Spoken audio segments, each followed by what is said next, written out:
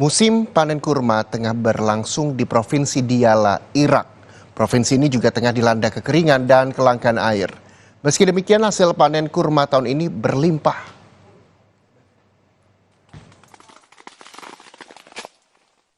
Bakubah, ibu kota Provinsi Diyala, Irak, terkenal dengan kurmanya yang enak. Provinsi Diyala memproduksi 88.000 ton kurma tahun lalu dan diperkirakan akan mencapai 100.000 ton tahun ini. Saat buah sudah matang, para pekerja memanjat pohon kurma yang tinggi dan memotong tandannya. Pekerja lain di lapangan mengumpulkan dan menumpuknya di dalam kantong plastik.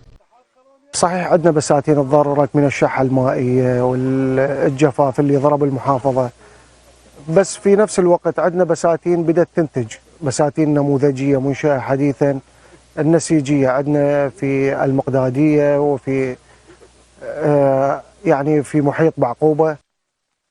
Di antara varietas kurma terbaik yang diproduksi di Bakubah adalah Zuhdi, Kadrawi, Tabarzel, dan Barhi. Harga kurma tergantung pada jenis dan kualitasnya.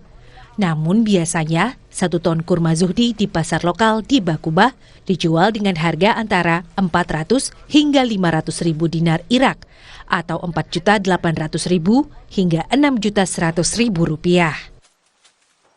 بال100 صنف 120 صنف اللي تحتوي عليها أصناف النخيل، بس للأسف بدأت هذه الأصناف تتأثر السنين الأخيرة بشحة المياه اللي تتعرض إلى بساتين ديالة وقلة المكافحة، والآفات الزراعية بدأت تكثر أكثر من السابق.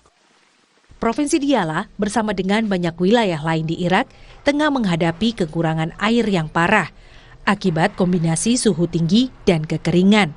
Faktor-faktor yang diyakini diperburuk oleh perubahan iklim. Selain itu, pengambilan air yang dilakukan oleh negara-negara tetangga dari Sungai Tigris dan Efrat makin memperparah kekeringan dan kelangkaan air. Saat ini, sekitar 70% air Irak berasal dari sumber di luar perbatasannya. Diyala dan pusat provinsinya, Bakubah, terletak di timur laut Irak di perbatasan dengan Iran, yang merupakan sumber persaingan utama bagi para petani Irak.